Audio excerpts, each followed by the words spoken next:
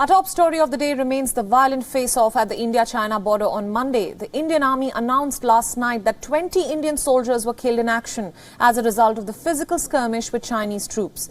The Indian Army statement confirmed that the two sides have now disengaged from the Galwan area. 17 Indian troops who were critically injured at the LAC succumbed to their injuries due to the sub-zero temperatures and high altitudes in the region. The Indian Army also reaffirmed its commitment to protect the territorial integrity and sovereignty of India. Casualties have been reported on both sides, according to the Indian government. However, the Chinese government is yet to give an official statement about the number of deaths on their side. This violent clash seems to be among the first to have happened in almost over 4 decades, as the border has been largely peaceful. Earlier, the Indian Army confirmed that one commanding officer was among those killed by Chinese troops. Sources also suggest that several other Indian troops are said to be in Chinese custody. And sources have also confirmed to WION that the Indian side had gone to demolish a temporary structure which the Chinese had built in the region within the Indian territory. And in response, Chinese troops surrounded the Indian soldiers and a physical skirmish ensued. Meaning, we have learned that while no guns were discharged during the face-off, batons, stones and whatever improvised weapons that the soldiers had at the time were used in defense from the aggressive Chinese troops. Remember, the Indian government has already confirmed that casualties occurred on both sides. The Foreign Ministry of India has come out with a strong statement denouncing China's unilateral bid to change the status quo at the border. India has said that China departed from consensus to respect the line of actual control in Galwan. And China, on its part, has accused the Indian troops of crossing the border twice and provoking and attacking Chinese soldiers. Beijing again is yet to admit that they have suffered any casualties during the face-off. Now, for more details on this developing story, our principal diplomatic correspondent Siddhant Sibal is joining us live. Siddhant, thanks so much for joining us. Tell us, what is the latest on the recent clash between India and China? There has been plenty of global reaction from the US and even the UN asking for a peaceful resolution. Can we expect an official statement from China later today on any casualties on their side?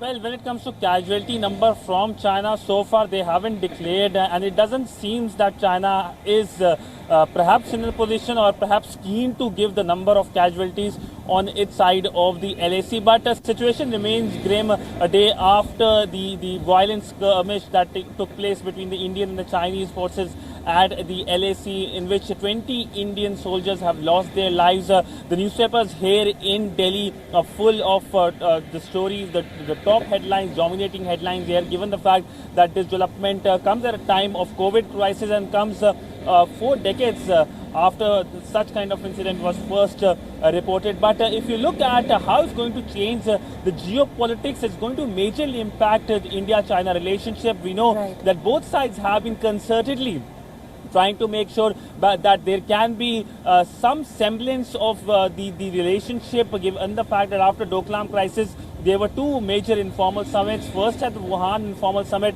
and then of course the Chennai Connect summit, in which strategic guidance was given to the security forces of both sides. But it seemed that Wuhan and the Chennai the spirit is no longer present here, and do expect throughout the day here in Delhi more rounds of meetings taking place. We saw yesterday several meetings taking place. In fact, the Indian Defence Minister and the Foreign Minister briefing the Indian Prime Minister as well on the developments. Yes, reactions are coming globally. The US has reacted, the UN has reacted, but do expect more reactions coming from, especially from Moscow and from London.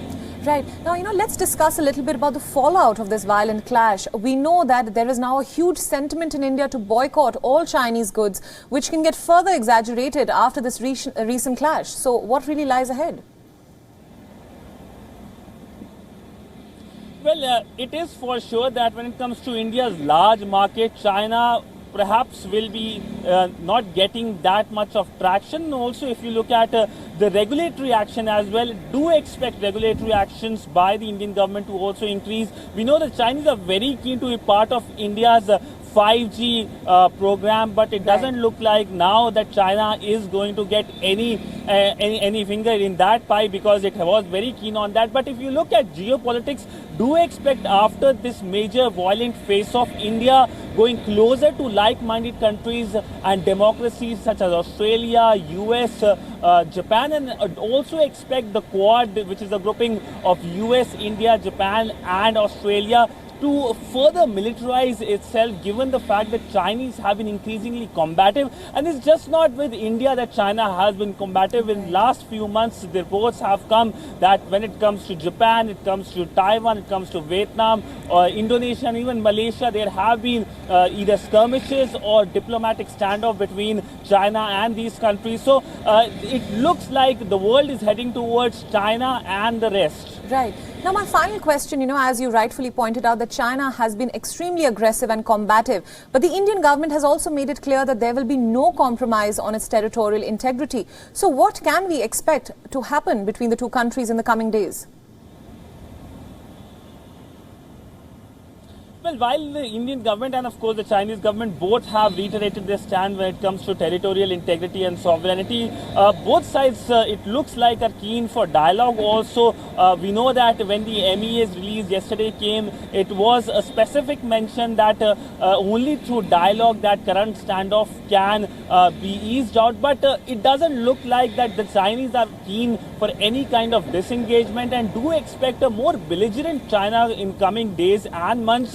And this is primarily for one single reason, that Chinese President Xi Jinping is facing a lot of criticism back home, primarily because of his mishandling of the COVID crisis, and he is very keen to find diversion, and that is why we have seen China trying to trouble its neighbors, Japan, Taiwan and now India. And the skirmishes with India is something that is very dangerous for China itself, because these are two large countries, and both the countries have been saying that to have a peaceful growth of their people, they need to cooperate and differences should not become disputes. But now it's out in the open, the knives are out, and it doesn't seem like both sides are going to keep quiet in coming few days. Yes, both sides are hoping for diplomacy, but it's highly unlikely given the Chinese belligerence. All right, Siddhant, thank you so much for all your inputs and thanks for joining us this morning.